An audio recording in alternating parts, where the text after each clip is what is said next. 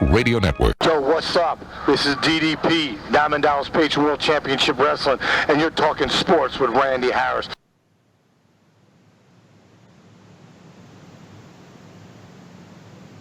All right, we are back 1 hour down, 1 hour to go. Sitting down with us right now, Michelle Waterson. Michelle, how are you? I'm lovely. How are you? You are my new favorite person. Am I really? Yeah, you are. Why? Because of the comment you just made.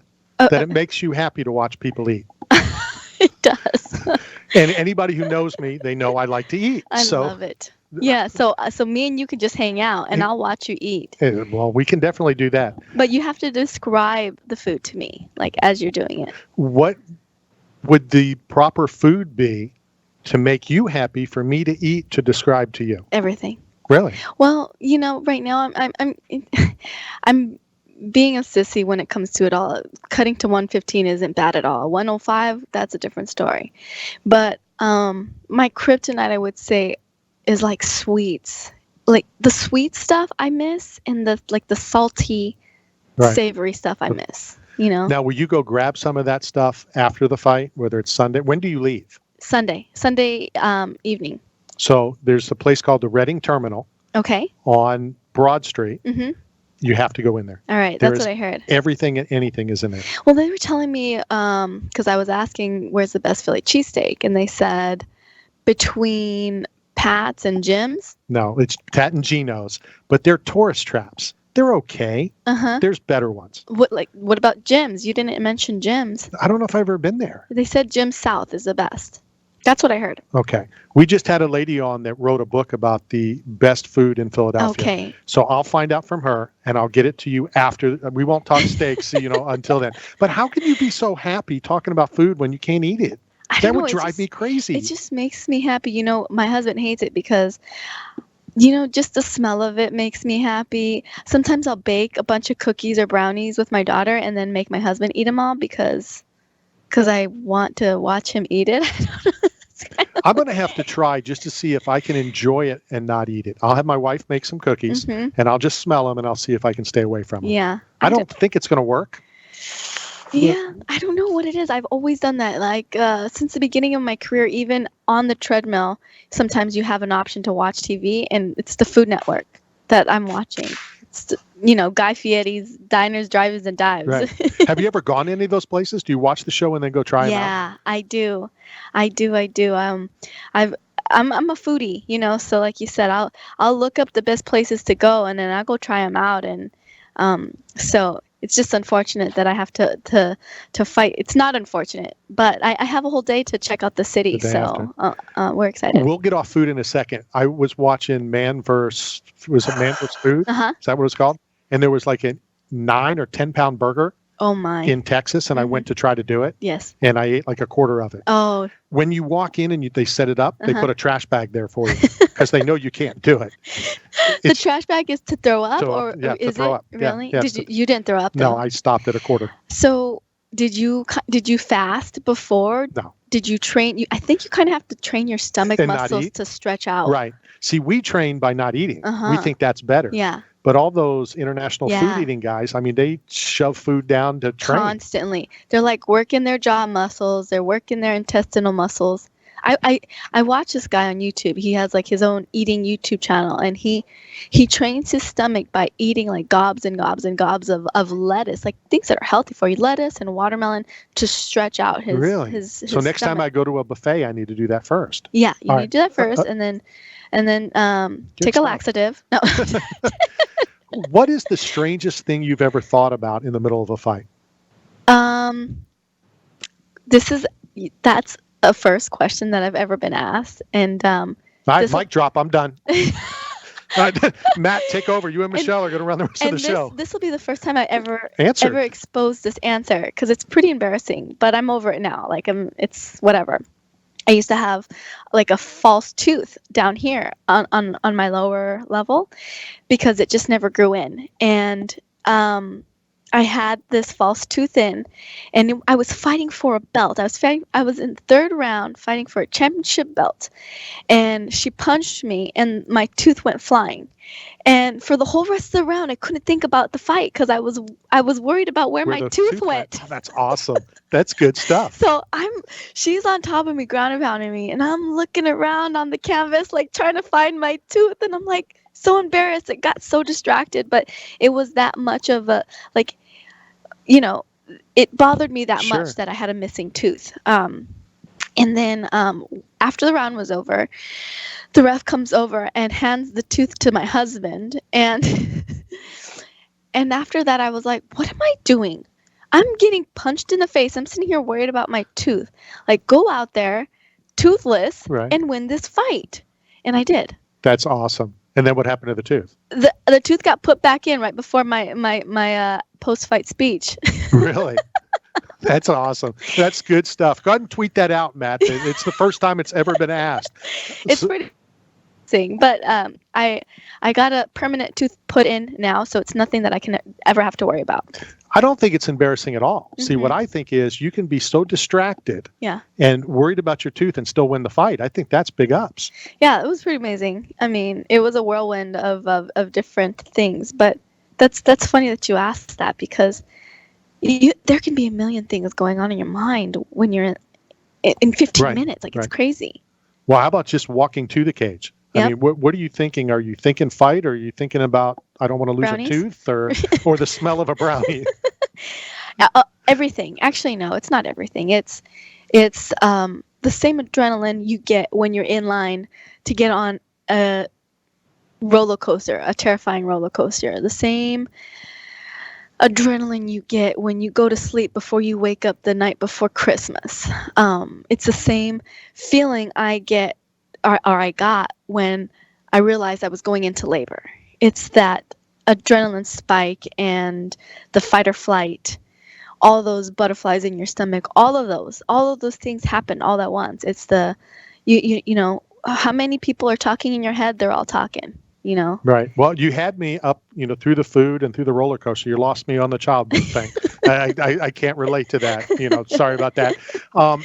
ESPN, Uh-huh. what's that like? The feeling. I mean, we've all watched ESPN at some form, and to now know you're going to fight on ESPN. Your name's on the crawl at the bottom on ESPN. Yeah.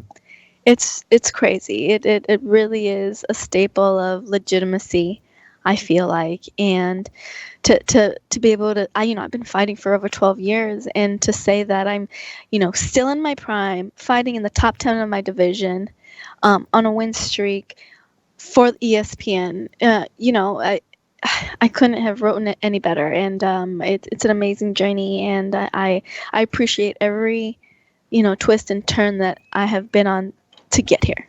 Is it the same adrenaline rush of seeing yourself on a Topps card as it is to see your name on the 4-letter network? It is. It's just crazy. The ESPN body issue, that was crazy. That's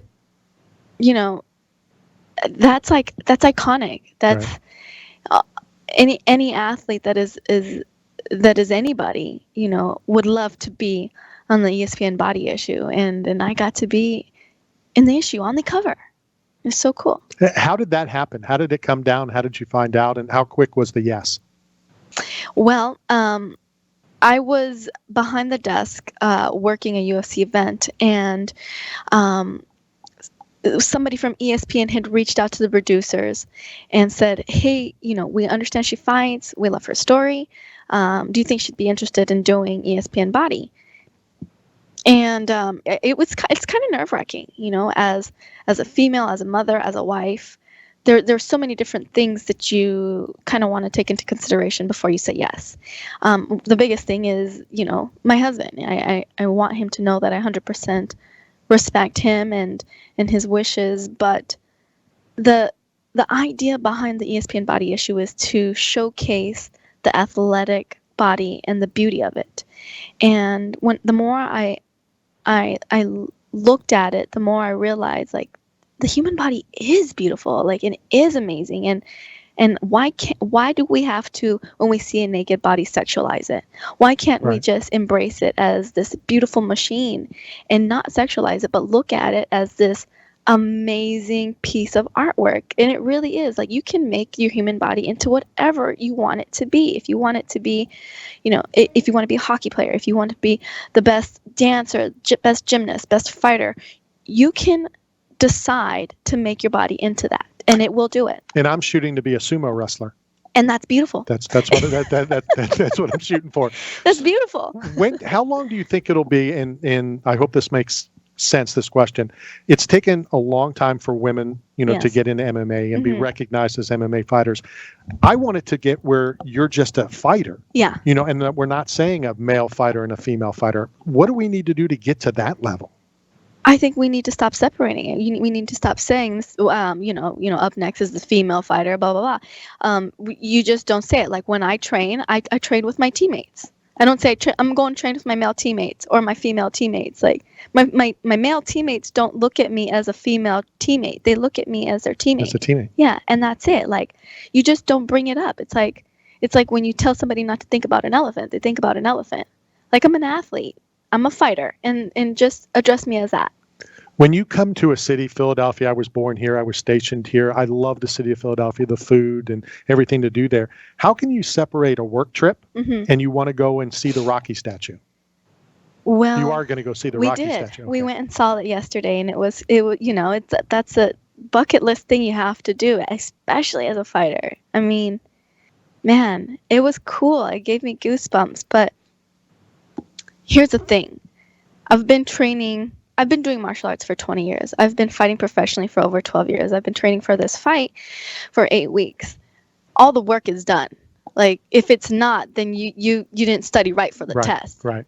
So by this time you should be cruising. Like, you should be popped yourself in cruise control, and all I have to do is cut weight.